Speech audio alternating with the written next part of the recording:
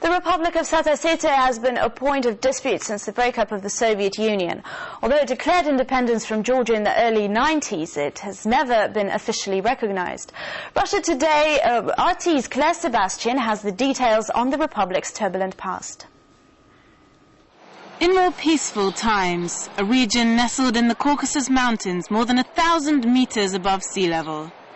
Bordering on both Russia and Georgia, South Ossetia is a patchwork of ethnic Ossetian and Georgian inhabited villages, one of two breakaway regions in Georgia, along with Abkhazia on the Black Sea. Created as an autonomous region within Georgia in 1922, it enjoyed almost 70 years of calm. But as the Soviet Union neared collapse, nationalism was on the rise on both sides of the future South Ossetian regional border. Georgia decided to secede from the Soviet Union in a violation of the law, by the way, while Abkhazia and South Ossetia decided to stay inside the Soviet Union, so the law was on their side. South Ossetia demanded independence from Georgia, which retaliated by abolishing South Ossetia's status as an autonomous region. In 1990, violent conflict broke out. In the bloody war that followed, hundreds of Ossetians died and over 100,000 fled the area. But in 1992, Georgia willingly accepted a ceasefire in an effort to avoid war on two fronts with both its breakaway republics.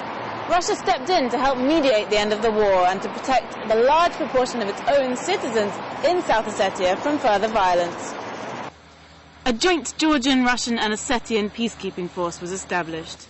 South Ossetia was given de facto autonomy but remained unrecognized by international powers.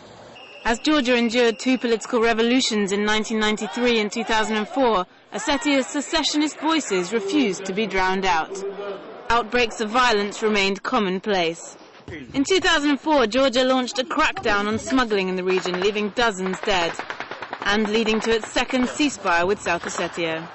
But its then new president, Mikhail Saakashvili, wanted alliances with the West, and this provided a new temptation to reach a fast resolution to the conflict.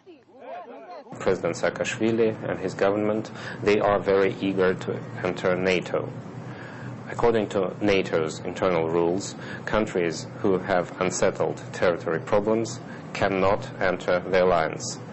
Georgia simply has to settle it in some way. And if it doesn't happen, Georgia is not entering NATO. During this time, Georgia has been bringing its military up to NATO standards, with new weapons supplied by Ukraine and with American army training. This feeding of arms and military training into Georgia is of course leading to Georgia hatching plans for a forceful takeover, first and foremost of South Ossetia. In turn, Georgia has repeatedly accused Russia of arming the unrecognized region's military and calls for a neutral peacekeeping force without Russian participation. But these peacekeepers are struggling against a rapidly unfreezing conflict, and the ultimate resolution may not be worth the inevitable cost of innocent lives. Claire Sebastian, RT, Moscow.